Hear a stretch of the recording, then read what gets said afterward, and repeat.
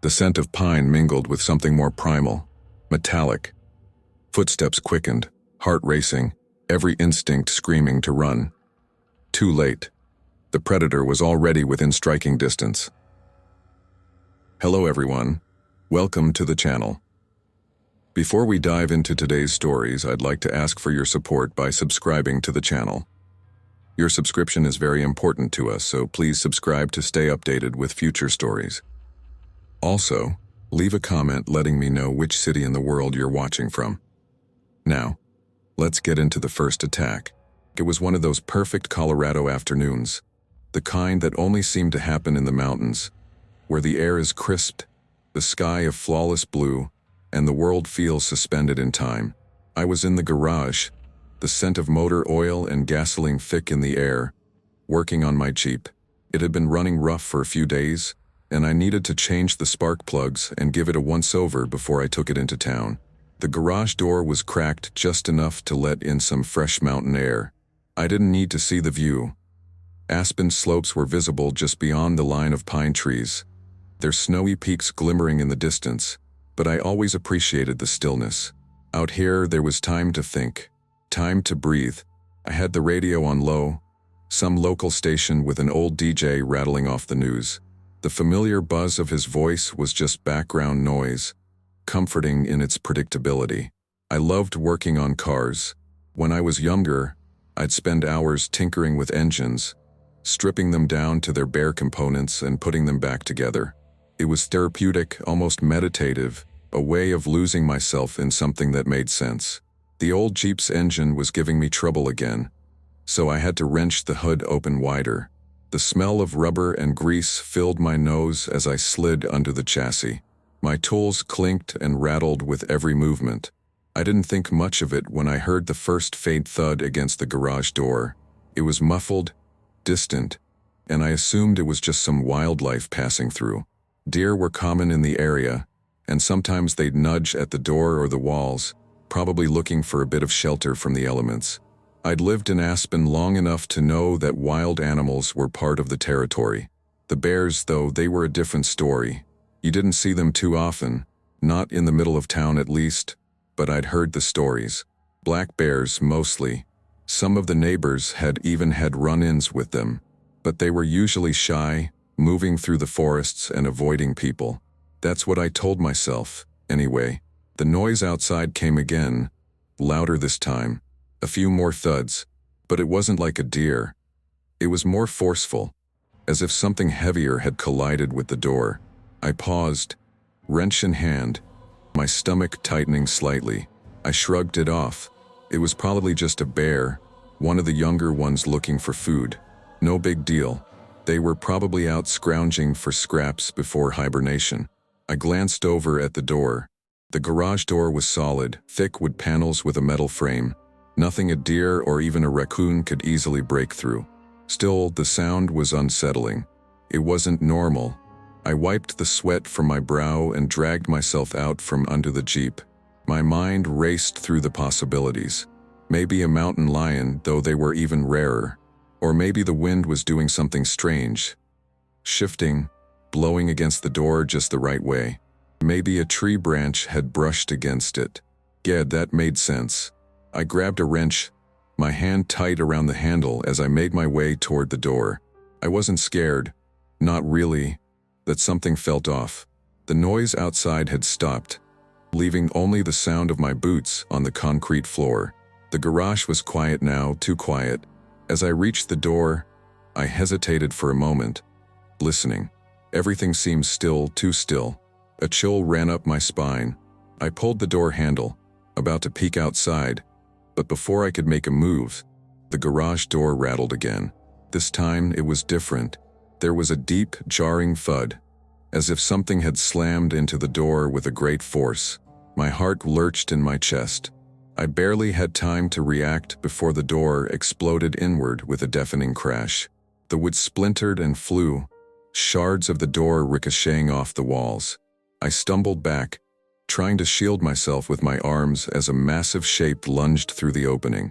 It was a black bear, a huge one, at least 400 pounds, maybe more. Its dark fur was matted with something wet, and its eyes, wide with a wild, predatory hunger, locked onto mine. I froze. My mind couldn't process it. Bears didn't just smash through doors. They didn't just _charge into garages. But this one did. I opened my mouth to scream, but before I could make a sound, the bear was on me, its claws raking through the air, swiping at my chest. The weight of it hit me like a freight train.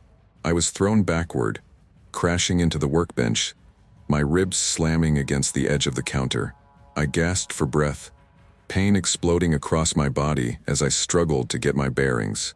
The bear's breath was hot on my face, its rank, musky scent overwhelming. I barely had time to process what was happening.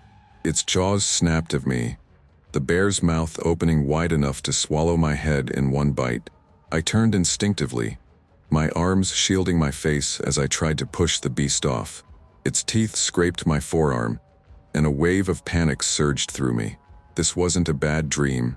This wasn't a drill. Think. Teeth. Dinked. My hands scrambled across the workbench, grabbing the nearest object I could find. A metal wrench was everything I had. I swung it at the bear, connecting with its snout. It wasn't a perfect hit, but it was enough to make the bear reel back, his claws slashing the air in anger. "Get off me," I shouted, panic and adrenaline making my voice crack. I swung again, this time catching the bear's face, right between the eyes. I staggered backward, confused for a split second. I scrambled to my feet, my legs buckling under me, pain shooting through my thigh. I didn't know where I was going. I just knew I had to get away from it. The bear snorted, its eyes narrowing, and then, just like that, it lunged again, swiping its paw across my chest. I felt the impact like a sledgehammer, knocking me to the ground. My vision blurred. The blood from the deep gashes in my side was staining my shirt. I was losing it, losing control. But somehow, in the midst of the chaos, I saw the wrench lying just a few feet away. My heart raced as I dragged myself toward it, every movement excruciating. I could hear the bear breathing heavily behind me. I grabbed the wrench, this time with both hands, and swung it again. It was the only weapon I had, and I wasn't about to let this thing tear me apart. The bear roared, swiping again. But this time, the wrench connected with its face right under the eyes.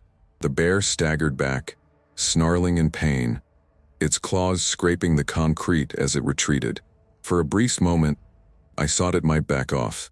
And then, without warning, the bear turned and belted out the door, leaving the wreckage of my garage behind. I lay there on the cold floor, gasping for breath, my heart hammering in my chest.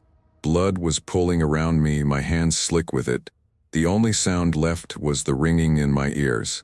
I blinked hard, trying to clear my vision. Was it really gone? Had it left?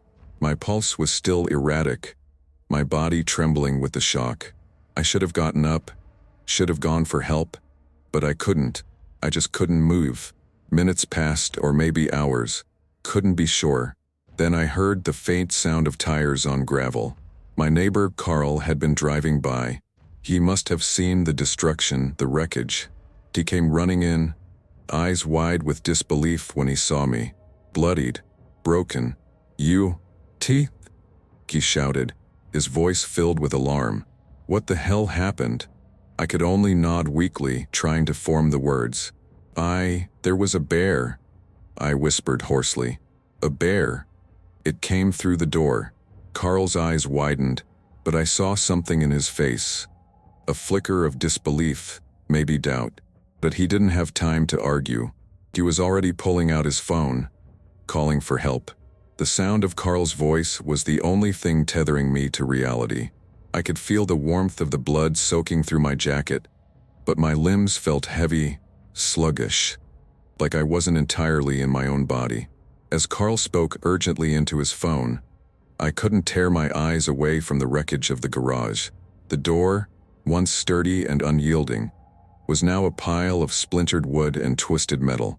And in that mess was the unmistakable imprint of what had just happened. A black bear had charged through the door. It had come for me, "Stay with me, Keith," Carl said, his voice sharp. He knelt beside me, pressing his hand to my side. His eyes were wide with concern, but I could see the edge of disbelief in them, too. "You're gonna be all right. The ambulance is on its way." I nodded weakly, but my mind was already spinning in circles, replaying the attack, the bear's roar, the violence of it, the weight of it slamming into me like a freight train. It felt like it had happened hours ago, even though it had only been minutes. My breath was shallow, my body shaking uncontrollably, but I managed to force myself to focus. Focus on the present. Focus on staying conscious. Carl kept talking, but I wasn't really listening anymore. I heard him say something about wildlife officers, and I knew he was trying to reassure me, trying to keep me from slipping into shock. But my mind was already somewhere else, trapped in the chaos of the moment. The first thing I remember after the bear slammed into me was the suffocating heat of its body as it came down on me. I had no idea how fast it moved, but in a blink, I was on my back, pinned beneath the sheer weight of it. Couldn't breathe. I couldn't sink. It was all instinct after that, survival. Fight or flight, and for a second, I couldn't even move. All I could do was stare up into the bear's eyes. They weren't the wild, cautious eyes I had imagined. No, these were the eyes of something hungry, something angry. The bear's breath was like a furnace, and the smell that came with it was unbearable. It was like rotting meat, animal musk, and something worse, something primal, something I couldn't explain. It snapped its teeth just inches from my face. My heart thudded in my chest, like it was trying to break free. It wasn't until the bear lunged for my chest that I reacted. Scrambling backward, I managed to roll to the side, my hands reaching for something, anything, to defend myself. The workbench was right there, but it was cluttered with tools, greasy rags, and bolts. Nothing that could stop a bear. I had to get away. But then the claws came, sweeping toward my chest. I felt them before I saw them, sharp and cold, like razors slicing through the air. I threw my arms up to protect my face, but I wasn't fast enough. I felt the sting of claws raking across my side, the ripping sensation of my jacket and skin splitting open. Blood soaked through almost immediately. The pain hit me like a lightning bolt, blinding, making everything feel distant, like I was floating above my own body. The bear's massive paw slammed into my chest, throwing me back into the workbench. A bolt of pain shot through my ribs, and my head slammed against the metal frame. For a second, everything went dark. The world spun, my vision blurry. I could barely focus, but something, instinct, desperation, pushed me to move. I had to fight back. The bear wasn't stopping, and it wasn't just trying to scare me. I could feel it like it was hunting me. The wrench. My hand shot across the workbench, fingers fumbling for anything that might serve as a weapon. I grabbed it, cold metal, familiar weight, and swung it at the bear. It was all I could do. The wrench made contact, but not as hard as I hoped. It hit the bear's snout with a dull clang, just enough to make it pause. For a brief moment, the bear looked stunned, almost confused. Its eyes flickered, narrowing, and it reared back, growling low in its throat. I took the opening, pushing myself up onto my knees. The blood dripped from my arm, staining the concrete beneath me. My breath came in ragged gasps, but I didn't have time to panic. I was still alive, still breathing, but the bear wasn't done. It wasn't gonna let me off that easy. With a deafening roar, the bear lunged again, but this time I was ready. The wrench swung up again, this time catching the bear square on the snout. The blow landed harder this time, and the bear yelped, its eyes flashing with pain and anger. The force of its retreat made me think it might leave. I could only hope. I couldn't wait for it to leave. I didn't trust it. The door was destroyed, the entire frame shredded, but I saw the side exit. My eyes locked onto it.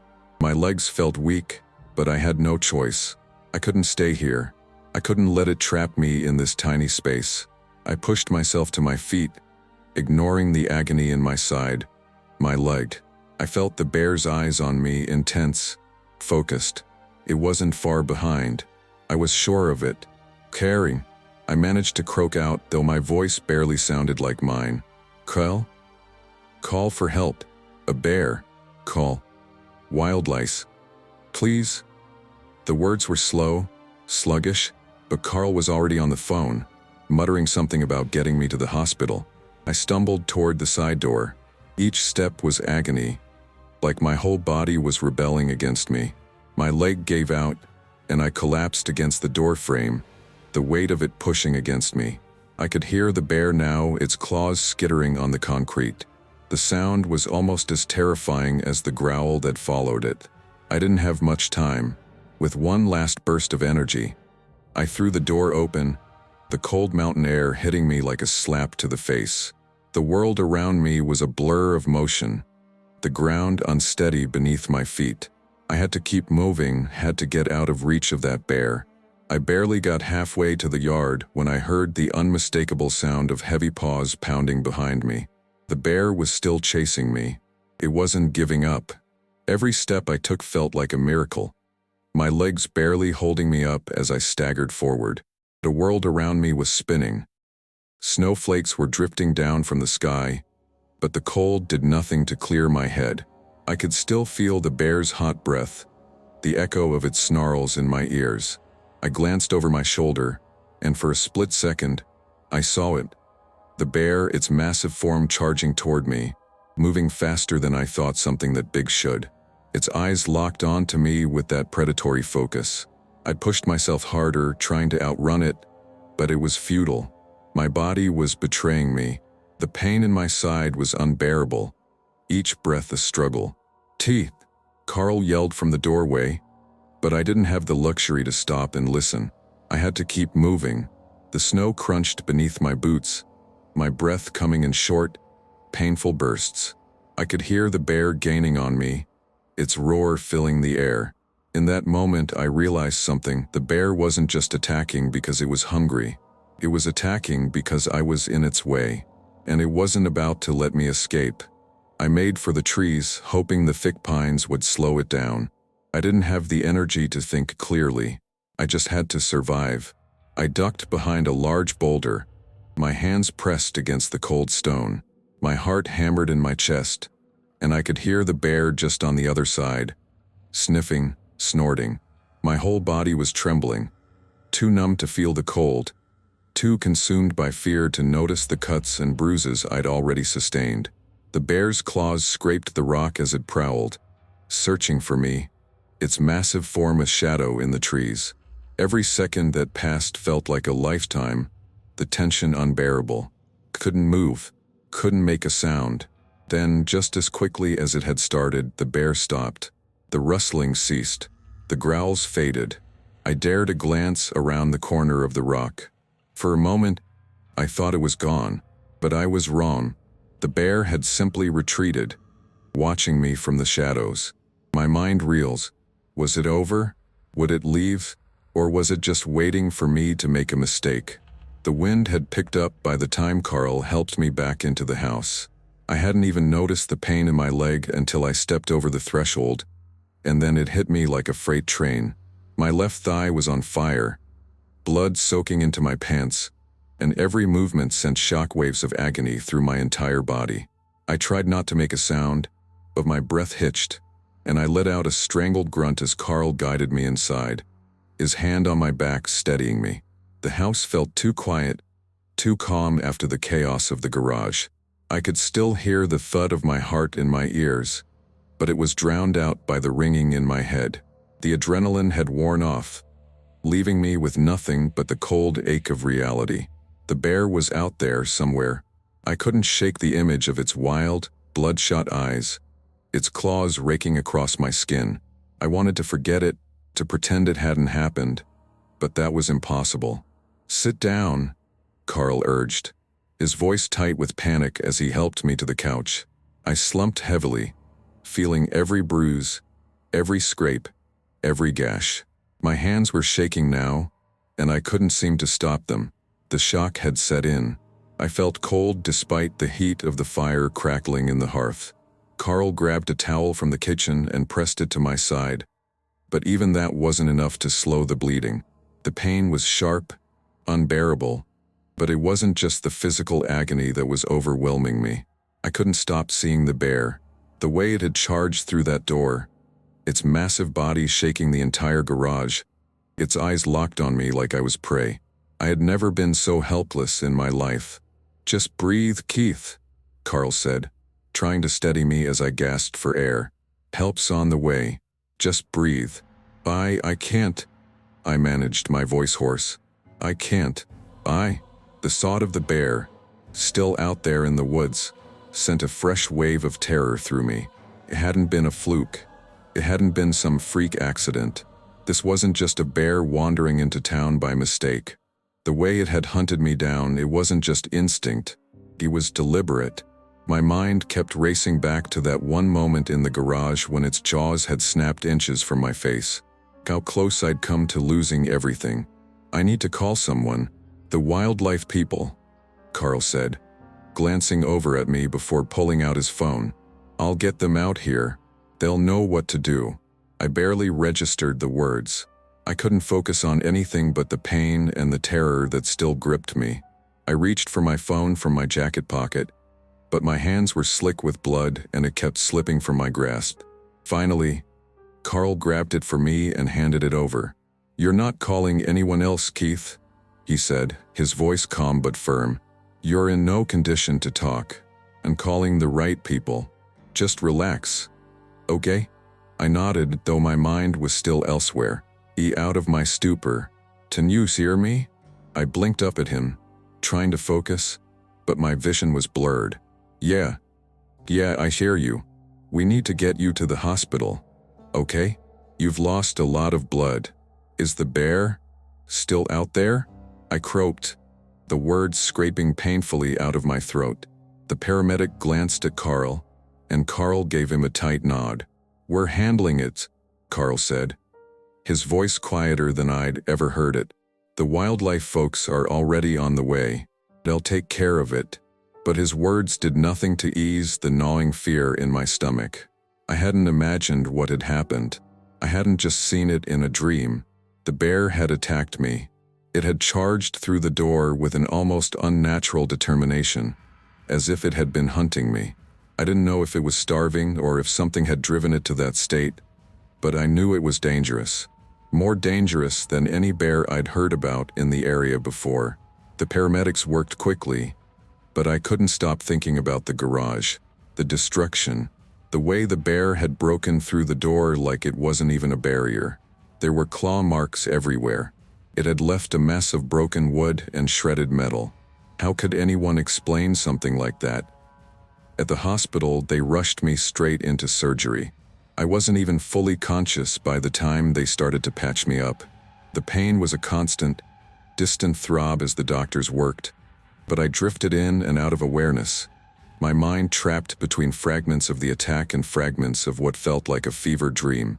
I woke up in a sterile white room hours later, hooked up to N4. The feeling of needles in my veins made my stomach turn, but the pain in my leg and side had dulled. The nurse who was standing at the foot of the bed gave me a soft smile, though I could see the concern in her eyes. She was young, probably around my daughter's age. "You're lucky," she said gently. "You got here just in time. Those claws could have punctured a lung. If you'd been out there much longer." I nodded weakly, swallowing hard as her words settled in my chest. Is it gone?" I managed to ask. She tilted her head, her expression softening. "Gone? The bear?" I whispered hoarsely, my throat dry. "The bear that attacked me." "Dang," she said, blinking in realization. "Wildlife officers got to the area. They said they found tracks leading into the woods. But it's hard to say for sure what happened. They didn't find the bear, though. Not yet." My stomach dropped. They hadn't found it? Was it still out there? Was it going to come back for me? For my family? I wanted to ask more questions, but my mouth was dry, and the painkillers were already making my head heavy again. I closed my eyes, feeling the weight of the moment crash down on me. I had survived, but the worst part wasn't over. The fear was still there. The terror of what I had experienced was something that wouldn't just disappear.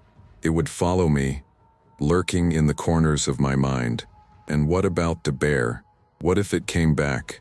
What if it wasn't done with me yet? I couldn't shake the feeling that the story wasn't finished. Not yet. I didn't sleep much in the hospital. The pain kept waking me up, the steady drip of the 4-line in my arm reminding me that I was still alive. Barely. I would close my eyes, trying to drift off, but the memory of the bear always came back. Its claws, the thunderous crash of the garage door splintering, the ferocity in its eyes, the way it had come for me, relentless, like it was driven by something beyond hunger. Each time I closed my eyes, I saw it again, and each time, I woke up with a jolt, my heart pounding in my chest. By the time morning came, I was exhausted. The nurses came and went, checking on my vitals, adjusting my making sure I didn't slip into shock. But I was in no mood to chat. I wasn't in the mood to do much of anything except stew over what had happened. The painkillers they'd given me helped, but my mind was too sharp for them to dull everything. I didn't want to talk about the bear. I didn't want to think about it either, but I couldn't escape it. The attack felt like it had just happened, as if I was still stuck in the moment, suspended in time. Every time I tried to pull myself out of it, my brain dragged me back. It wasn't until late in the afternoon that Carl finally came to see me. He walked into the room, wearing the same clothes from yesterday, his face lined with concern. He looked like he hadn't slept much either. His usually neat hair was a little mussed, his eyes tired. When he saw me awake, he gave me a small, tight smile. "How you doing, buddy?" he asked, sitting down in the chair next to the bed. I shrugged, trying to ignore the dull ache in my side. "About as good as I can be." Carl nodded but didn't say anything for a moment. His eyes flicked over to the window, where the late afternoon sun was casting long shadows across the room. I could tell he was thinking hard. "What's going on?" I asked finally, my voice hoarse. "What's happening with the bear?" Carl hesitated, rubbing a hand over his face. "They've been looking for it. Wildlife officers, sheriff's deputies. They set up a perimeter last night trying to track it. Like, they didn't find it." I frowned. "Didn't find it? What do you mean, didn't find it? You're telling me that thing is still out there?" Carl looked uncomfortable. He shifted in his chair, as if unsure how to break the news. "I think it might have left the area. I mean, they found tracks, sure, but it's like it just disappeared. To be anywhere by now." "Anywhere?" I repeated, my voice flat. "Great. Knock teeth," Carl said, his voice firm. "It's not like they're not doing everything they can. They'll find it. They're not gonna let something like that just run loose. They've got the right people on it." I didn't respond right away. Couldn't. My mind was still stuck on the idea that the bear wasn't just some random animal looking for food. It wasn't just some scared creature trying to avoid people. No, this bear had _hunted_ me. That much was clear. I didn't know if it was something about me or the situation, but I felt deep in my gut that this wasn't over. "What if it comes back?" I finally asked, the question slipping out before I could stop myself. I looked at Carl, waiting for some reassurance, some sign that he had a plan, but I could tell by the way his eyes shifted that he didn't have one. "He won't," Carl said, though his voice was uncertain. "They've got those bear traps, the ones with the cages. They're setting those up around the property. Once they catch it, they'll move it back into the forest." I didn't buy it. A bear that had been willing to come straight into my garage, to tear through it like it was made of paper. Was that really going to stop at a cage? I didn't know much about animals like that, but I knew enough to understand how unpredictable they could be. A bear that had attacked me was a bear that could do it again. "I'm telling you," Carl said, breaking my train of thought. "They're going to find it. They're going to take care of it." I nodded, but I didn't believe him. Couldn't. The rest of the day passed in a blur. Doctors came and went, checking on my wounds, telling me the recovery process would take time. They told me that the claw marks on my side were deep but would heal. The bruising would fade. It would be weeks, maybe months, before the pain in my leg fully went away. But it was nothing life-threatening. It was nothing _life-threatening _. That phrase kept repeating in my head. It didn't help. I was alive, yes, but how could anyone make light of what had happened? A bear had _attacked me. I had barely escaped. By the time evening came, I was starting to feel the effects of the painkillers, the haze of sleep creeping over me again. I closed my eyes, hoping to get a few hours of rest. But sleep wouldn't come. I kept seeing that bear, its face so close to mine, its jaws snapping at me, its body looming over me like a nightmare I couldn't escape. I don't know how long I lay there, tossing and turning, before I heard the door creak open. Carl stepped in, his face tight with urgency. "Keith, we've got a problem." I didn't sit up. I barely managed to look up at him. "What now?" "The bear," Carl said, his voice low. "It was spotted again, not far from here. It's been moving toward the outskirts of town." My heart stopped. It's still out there?" "Yeah," Carl said grimly. "I just got a call from the sheriff's office. They're starting to think this isn't some random bear just wandering through. They're looking at it as, well, as a threat." "A threat?" I whispered, the words tasting like ash in my mouth. Carl nodded. "They've called in more people. They're bringing in professionals from Denver, maybe even a wildlife expert from Boulder. They think this bear is _aggressive _. They're afraid it could go after more people." Couldn't breathe. The bear hadn't just wandered into the garage by accident. It had come for me, and now it was out there again, heading back toward civilization. Why didn't anyone tell me this before? I rasped, my voice shaking with the weight of it. Why wasn't I told about this? "They were trying to avoid panic," Carl said quietly, his eyes full of regret. "They didn't want to scare anyone until they knew for sure. But I think we're past that now. This bear, it's not acting like any bear I've ever heard of." I closed my eyes, trying to block out the rush of fear that had started building in my chest again. The bear had been so close. What if it came back for me? What if it attacked someone else? "I need to leave," I muttered, more to myself than to Carl. "What?" Carl asked, leaning closer, his brow furrowed. "I need to get out of here," I repeated. "I can't stay in this hospital. I can't stay in town. Not if that thing is still out there." Carl opened his mouth to say something, but I cut him off. "I'm serious. I can't just sit around waiting for a bear to show up at my door again. I can't." My voice cracked, and I stopped myself before I could say too much. The truth was, I didn't know what I was afraid of. I didn't know if the bear would actually come back for me or if I was just losing my mind. But the fear was still there, deep down. "Okay," Carl said after a long pause. "Okay, but we're not going anywhere until the sheriff's department says it's safe. I'm not letting you run off just because you're scared." I nodded weakly, but I couldn't shake the feeling that it wasn't over. Not by a long shot. The bear was still out there, and it wasn't done with me yet. I couldn't shake the feeling that something wasn't right.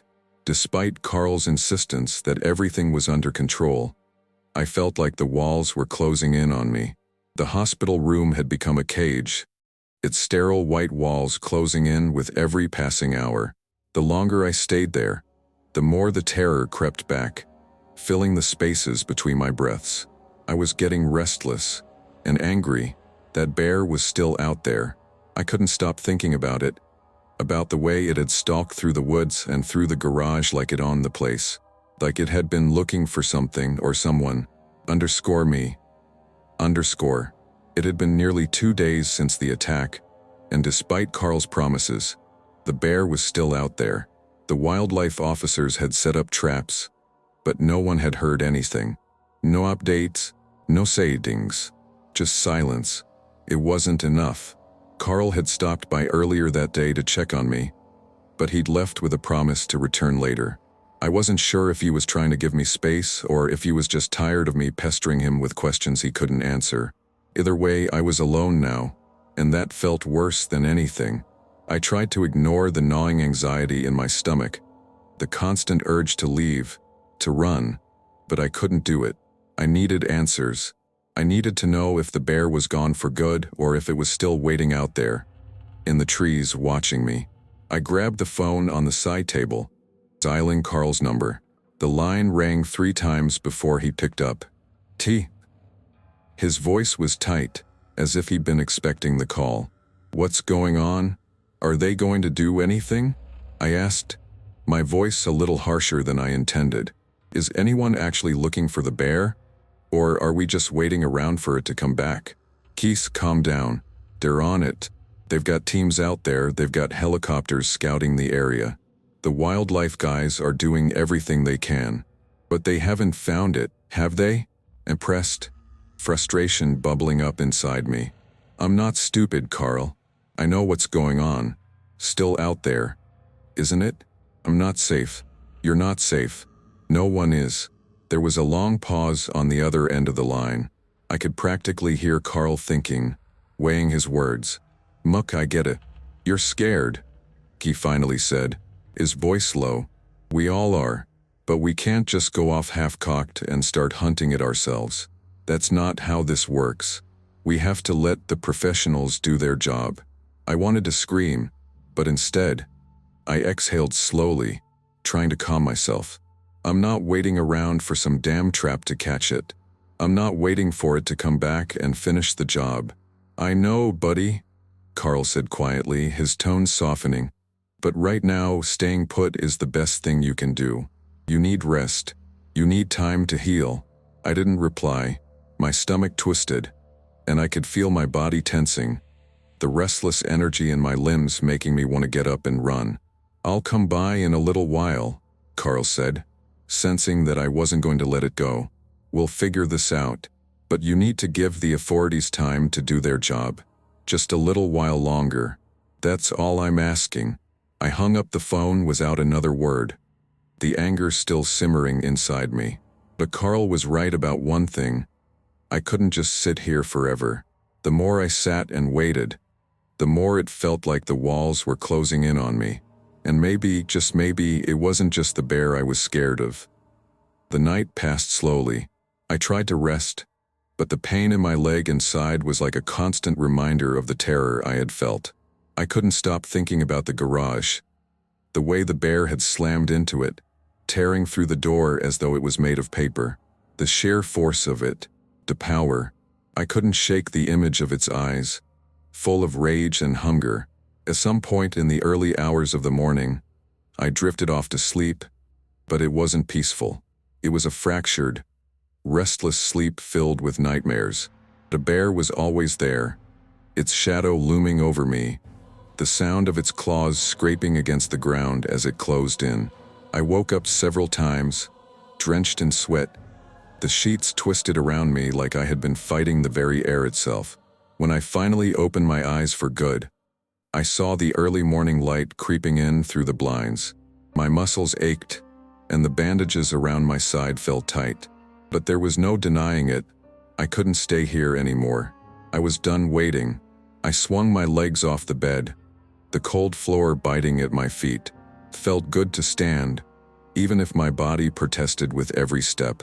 My side throbbed, but I gritted my teeth and moved past the pain. I wasn't going to let it control me. I wasn't going to wait for the authorities to tell me I was safe.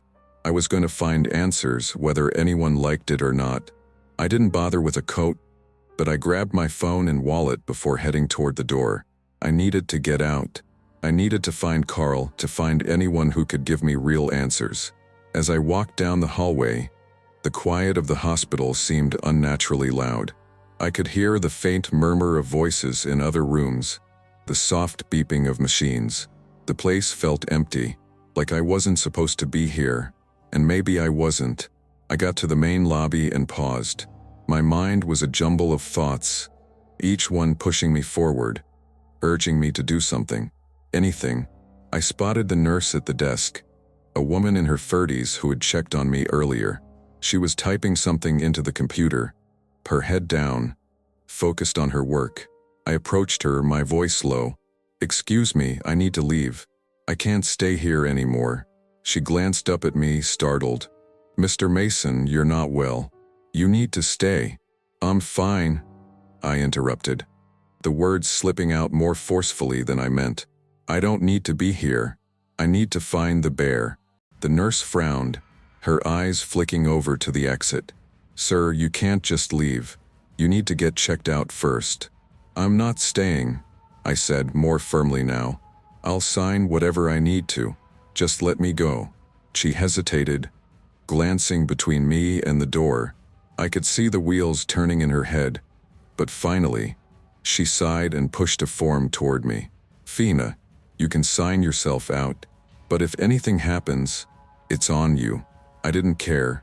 I grabbed the pen and scribbled my name, not looking at her as I handed the form back. I didn't need her permission. I wasn't going to wait for anyone to tell me what to do. Not anymore. I pushed through the door, stepping out into the crisp morning air. Felt good, too good, considering everything that had happened. The sky was a pale blue, the sun just beginning to rise over the mountains. But I wasn't focused on the beauty of it. I wasn't focused on anything but the gnawing feeling in my gut that told me I wasn't safe. The bear was still out there. And drove back to the house, my hands gripping the wheel tight, knuckles white. Every bump in the road, every curve, every turn felt like a reminder that I wasn't in control. I couldn't outrun what had happened. I couldn't outrun the fear. When I got home, the driveway was empty. There were no signs of Carl's truck, no sign of the authorities, but I didn't care. I didn't need anyone telling me what to do anymore. I had to see it for myself. I stepped into the yard, scanning the area. The trees were still and silent, too silent, and then, in the distance, I heard it, the faintest crack of branches snapping. The bear was still out there, and it wasn't done with me yet. The crack of branches snapping sent a cold shiver down my spine. My heart raced as I froze in place. Every muscle tensed. The hair on the back of my neck stood up. I wasn't imagining it.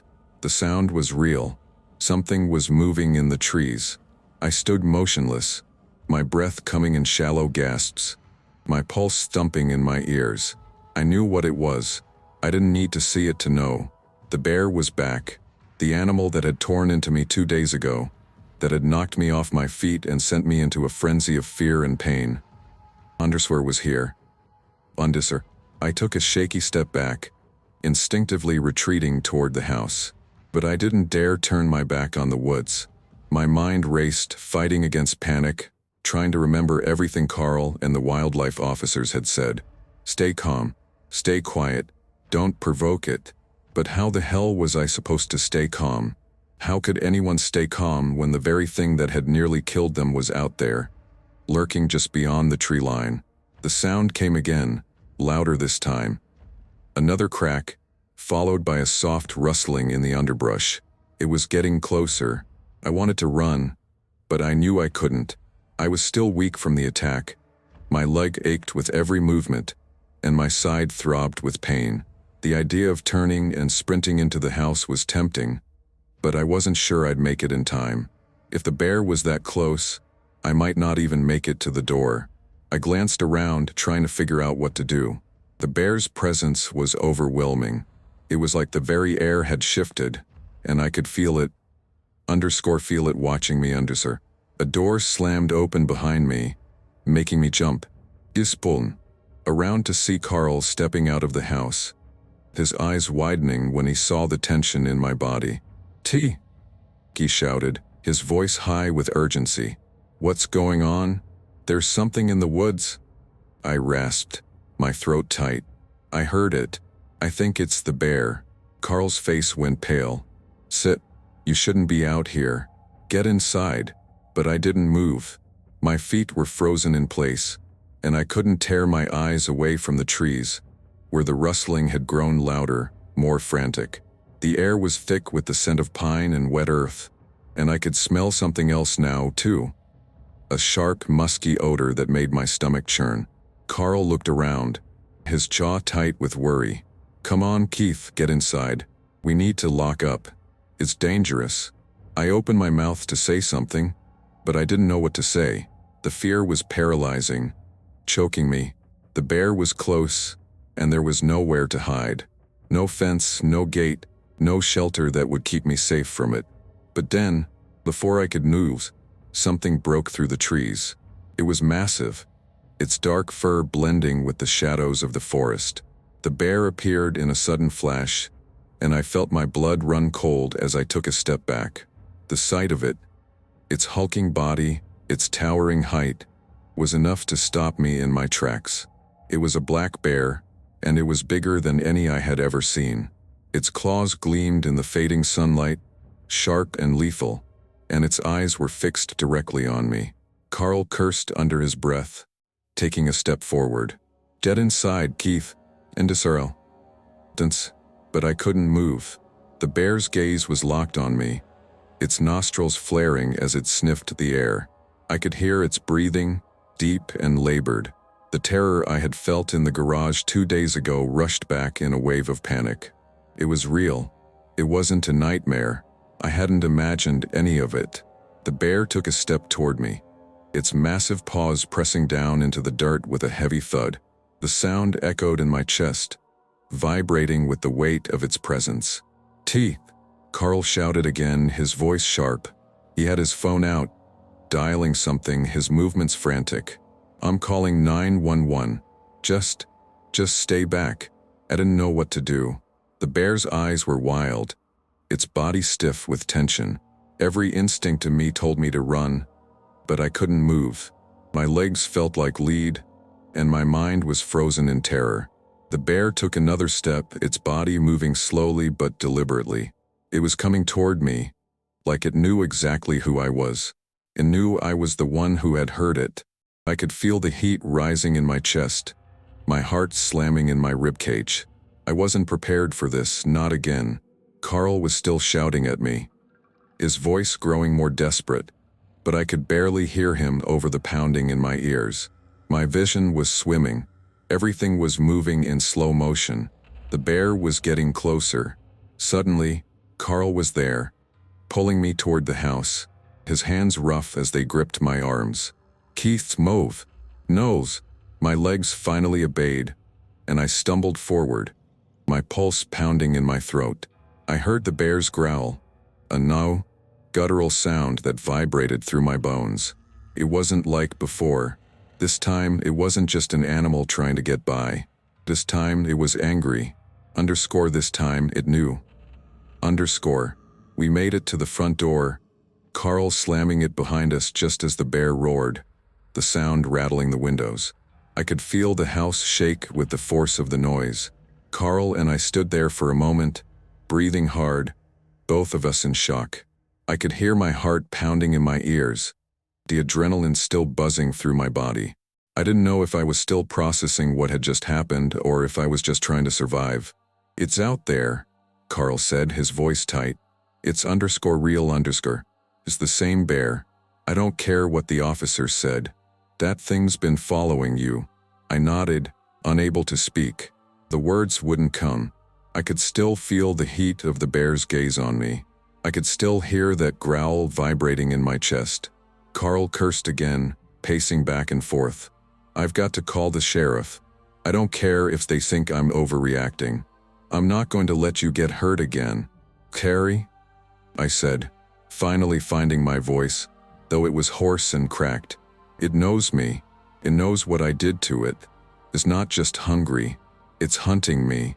Carl's eyes went wide with realization. "Sit," he muttered. "You're right. It's not acting normal. It's not just some random bear anymore." I looked at him, the weight of everything sinking in. "What are we supposed to do? The traps aren't working. The sheriff doesn't even know where it is." Carl shook his head, his jaw clenched. "I don't know. I honestly don't know. But I'm not letting it get to you again. Not after what it did." I could see the fear in Carl's eyes, the same fear I felt deep in my gut. But he was worse for him. He was my friend, my neighbor, and he was watching me suffer because of something that felt far beyond our control. "I'll call the sheriff's office," Carl said, pulling his phone from his pocket. "Maybe they'll take this seriously now. Maybe they'll do something." But I couldn't shake the feeling that we were already too late. The bear wasn't just a threat anymore. It was a part of this place, part of the story. It was as if it had crossed a line, and now it wasn't going to stop until it had what it came for. Carl dialed the sheriff's office, his eyes darting to the window as if he expected to see the bear standing there, staring back at us. But nothing, just the empty yard, the thick trees beyond the fence. The call ended, and Carl let out a frustrated sigh. They're sending someone out, but who knows when. They've got their hands full already. I looked out the window, the trees standing silent and still, as if they too were waiting for the next move. And deep in the woods I felt it. The bear was still out there watching, waiting. The morning dragged on in a heavy silence. The house felt too small, the walls pressing in, suffocating me with the weight of the past 2 days. Every little sound made me jump. A creak in the floorboards, a rustle of leaves outside, a distant bird call. It was as if the world itself was holding its breath, waiting for something I couldn't see but knew was coming. Carl stayed with me in the house, despite his earlier promise to go back to his place. I think he sensed that I was close to losing it, close to breaking. He kept pacing around the living room, checking the windows, making sure the doors were locked, and trying to keep his cool for my sake. I could tell he was worried, not just for my safety but for his own too. I wasn't sure if I should be grateful for his presence or if it just made everything feel more real. But I knew one thing: I couldn't stay here forever. The sheriff's office had told Carl they were sending someone out, but they hadn't been specific about when. They were busy with other calls, they said. A bear sighting in the area wasn't high on their list of priorities. They didn't get it. They didn't understand what had happened to me. Carl glanced at me, his expression tight. He looked exhausted, his hair a little more ruffled than usual, and I could see the bags under his eyes. "You all right?" he asked, his voice soft, like he was afraid to disturb the silence between us. I shook my head, my stomach churning with dread. "Yeah, I'm not all right. That thing was right there. It could have." "It didn't," Carl interrupted, his voice firm, but the worry still clung to it. "It didn't get you, Keith. It didn't get you then, and it won't get you now. We'll make sure of it." I wanted to believe him. I really did. But the fear that had been gnawing at me since the bear had first attacked was only growing stronger. The idea of it lurking outside, watching, waiting, it was consuming me. Couldn't shake it. The silence stretched between us, thick and oppressive. The clock on the wall ticked in a rhythmic beat, louder than it had ever sounded before. Couldn't stand it. The anxiety, the helplessness, it was crushing me. Suddenly, I heard a sound outside, a low, guttural growl that made my blood run cold. My heart slammed into my chest, and I jumped up from the couch, my legs unsteady as I tried to move toward the window. Carl was right behind me, grabbing my arm and pulling me back. "Lo, don't look outside." But it was too late. I could already see it. The bear was out there, just outside the perimeter of the yard, its massive form barely visible in the dense woods. The dark shape loomed, its eyes gleaming with malice. It was watching us, watching me. I froze, unable to look away from its gaze. The bear's head was low, its body crouched, as though it was waiting for the right moment to strike. It wasn't just hungry, it was territorial, and it was angry. I could feel it. Its gaze was filled with something darker than mere hunger. Carl must have sensed it, too, because he grabbed my arm harder, his fingers digging into my skin as he tried to pull me away from the window. "Jen, back. Get away from the glass, Keith." I tore my eyes away, but I couldn't stop my heart from pounding. It felt like the bear's presence was pressing in on me, as if it was inside the house with us. I could almost hear its heavy breathing in the back of my mind. The low growl echoed through my chest. "We need to call the sheriff again," Carl said, his voice shaking as he pulled me away from the window and towards the phone. This is too much. We can't wait any longer. Carl, you don't get it? I whispered, my voice trembling. It knows me. It remembers me. It came back because of me. My voice cracked, and I swallowed hard, trying to steady myself. We can't just keep waiting for someone else to fix this. We need to do something. Carl hesitated for a moment, clearly torn between doing what he knew was the right thing, calling the authorities, and giving in to my plea to take action. Finally, he sighed, rubbing his hand over his face. All right, G muttered. What do you want to do? What can we do? I don't know, I said, my voice barely audible. But we need to make sure it doesn't come inside. We need to keep it away from the house, at least until we figure out how to handle this. Carl nodded slowly, his expression dark. Okay, let's get everything locked up, and we'll check the perimeter. Make sure there's no way it can get in. The plan sounded stupid as soon as I said it aloud, but it was the only thing we could do at the moment. We spent the next hour checking every window, every door, making sure they were locked. But I didn't feel any safer. The bear wasn't going to stop. I knew it. It was relentless, and I wasn't sure we could outlast it. Keith, come here, Carl said, his voice a little softer now. He was standing by the front door, looking outside through a crack in the blinds. Look at this. I joined him, trying to steady my shaking hands. My stomach was tied in knots, and I couldn't shake the feeling that something was that something was going to happen. Carl motioned to the yard, where the bear's tracks had appeared. They were fresh, massive, deep prints, the kind of tracks that only a creature like this could leave behind. I don't think it's just watching us anymore, Carl muttered, his eyes narrowing. I think it's sizing up the house, trying to figure out how to get in. The idea of the bear being that close to my home, that close to _me_ was too much. My legs went weak beneath me, and I stumbled back, leaning against the doorframe to steady myself. It's going to get in, I said, the words coming out like a chant. It's not going to stop until it gets what it wants. Carl gripped my shoulder firmly. We'll figure it out. We just need to hold out until the sheriff gets here. And if we need to, we'll get out of here. We'll go somewhere safe. But I couldn't wait any longer. The idea of waiting for the sheriff, of relying on someone else, felt wrong. The bear was getting closer, and if it was out there long enough, it would find a way in. We can't wait, I said, shaking my head. I'm not waiting for it to come inside. I'm going out there. I'm going to find it. Carl looked at me as if I had lost my mind. Are you serious? You're in no condition to. I don't care, I snapped, my voice rising. I can't just sit here and wait for it to break down the door. I'm not letting it do that.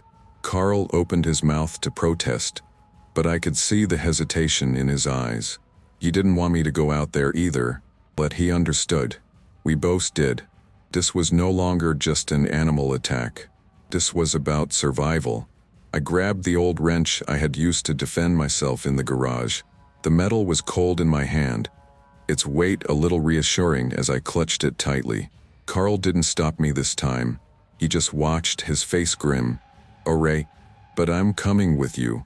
I nodded, feeling the fear rise in my throat again. But I didn't back down. Together, we stepped out into the yard, and as we crossed the threshold, the bear's low growl echoed from the woods once again. Like a promise that it wouldn't let us escape. We were going to face it, one way or another, and I wasn't sure either of us would come out of this unscathed. The air felt sick, heavy, as if the earth itself was holding its breath. My heart pounded in my chest, the steady beat a constant reminder that I was still alive. _for now, Every step I took seemed to echo in the dead quiet of the morning. The trees were still, as if waiting for the next move, the next sound, the next _attack _. Carl and I moved cautiously through the yard, the soft crunch of the dirt underfoot barely audible over the thundering beat of my pulse. I kept my grip tight on the wrench, my knuckles white. My mind kept racing, trying to think of a plan, trying to imagine what we could possibly do if the bear decided to make a move. "Stay close," Carl whispered, his voice low, almost drowned out by the noise in my head. "We don't know where it is, but we need to keep moving. Fast, but quiet." I nodded, but the reality of what we were doing, what we were about to do, settled heavy in my gut. Every step forward felt like walking into the jaws of something bigger than myself. Carl was right. We didn't know where the bear was, but I had a sinking feeling that it knew exactly where we were. We reached the edge of the yard, the thick undergrowth of trees surrounding us, casting long shadows across the ground. My eyes scanned the dark shapes, searching for any movement, any sign of the bear. I was on edge, every muscle tight with anxiety. My mind kept replaying the attack, the bear's heavy paws slamming down on the floor of my garage, the sickening scrape of claws against wood, the smell of its breath on my face. It was all too real, and now I had to face it again. "Terry," I said in a hoarse whisper, my voice trembling despite my best efforts to steady it. "What if we don't find it? What if we can't?" "Stop." Carl cut me off, his voice sharp. "You can't think like that. We'll find it and we'll handle it. Together." I wanted to believe him, but the bear had already proven it didn't care about what we wanted. Came for me twice now, and I was starting to think it wasn't just driven by hunger. It was _personal_. Suddenly, a crack of twigs broke the tension, and I froze, every nerve in my body screaming in alarm. Carl and I both turned toward the noise. A shadow moved among the trees, large, dark, and unmistakable. There it was, the bear. It was farther away than I expected, but it was there, moving through the brush with the grace of something far more dangerous than its size suggested. Stopped as soon as it saw us, his head turned, eyes locking on mine, and for a second, time stood still. My blood ran cold, and my breath hitched in my chest. The bear was close, closer than I had realized. I could see it now, the way its fur bristled along its back, the way it moved like a predator sizing up its prey. And I knew deep down that it wasn't here just to scare us anymore. It was here to finish what it started. "Don't move," Carl whispered, his voice tight with fear. He had his hand on my arm, but I couldn't tear my eyes away from the bear. It was staring at me, studying me, like it was deciding what to do next. The growl came next, a low rumble that started in its chest and vibrated through the ground, making the air itself seem to shudder. My heart thudded in my ears. I could hear the blood rushing through my head, the panic clawing at my insides. "Sharon," I said, my voice barely above a whisper. "What the hell do we do now?" Carl's eyes were wide, his face pale, but he didn't take his eyes off the bear. "We stay calm. We don't provoke it. Maybe it'll go away." "Go away?" I asked incredulously. "It's not going anywhere. We're not gonna outwait it." The bear took a slow step toward us, its head still low, eyes focused on me. I could see its muscles ripple beneath its thick fur as it moved, its claws digging into the dirt. This growl grew louder, a warning, a threat. It wasn't scared of us. It wasn't backing down. "We need to back off," Carl said, his voice a little shakier now. "Slowly. Don't turn your back on it." I nodded, my legs feeling like they might give out from under me, but I kept my eyes fixed on the bear, trying to gauge its next move. I didn't know if we had enough time to back away safely, if the bear was just toying with us or if it was actually preparing to charge. My throat was dry, my breath coming in ragged gasps as I took a step back. Carl did the same, but every movement felt too loud, too noticeable. I felt the bear's gaze on me, heavy, predatory, and I knew that if we turned and ran, it would be over. The bear would come after us. We were stuck. I felt a tightening in my chest as I thought about the garage, about the wrench I'd used to fight it off before. But I didn't have it now. We didn't have anything. The bear was too close, and if we made one wrong move, if we made it angry, we were done. A twig snapped under Carl's boot, and the bear reacted immediately. Its eyes flashed, and before I could blink, it lunged. I didn't have time to think. My body reacted instinctively, adrenaline shooting through my veins, making my limbs move faster than my brain could process. Carl and I both bolted to the side, ducking under the branches and scrambling for cover. The bear swiped at the air, missing by inches, but the force of the movement sent a gust of wind that nearly knocked me off my feet. "Run!" Carl shouted, his voice panicked. "Run!" I didn't need to be told twice. We both took off, sprinting through the trees, the sound of the bear crashing behind us sending a rush of terror through my veins. My heart pounded, my legs burned, but I didn't dare look back.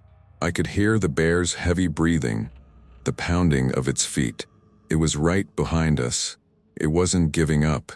We rounded the edge of the yard, the trees giving way to open space.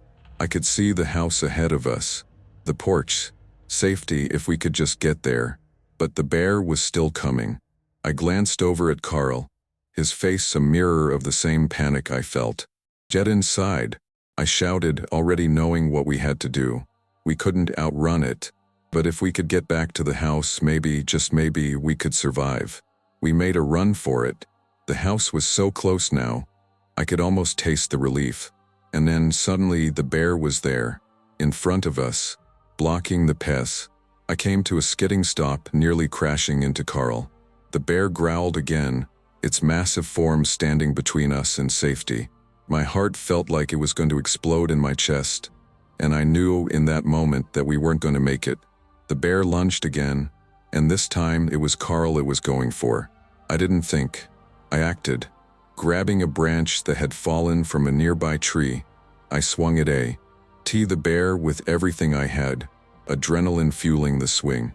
The bear reeled back, stunned, but not enough to retreat. It was then that I heard the sound of sirens. The bear hesitated, its body tense, and for a split second, it seemed to lose interest. The sirens grew louder. The bear snarled, giving us one last look, then turned and bolted back into the trees, disappearing into the shadows. Carl and I stood there, gasping for breath, staring into the woods. The bear was gone, but the terror lingered. We had survived, for now, but I knew it wasn't over. Not really. The sirens grew closer, and I thought about everything that had happened. The attack, the hunt, the scars on my body, and the ones that would never fade. The bear might have walked away, but it wasn't done with me yet, and neither was I with it.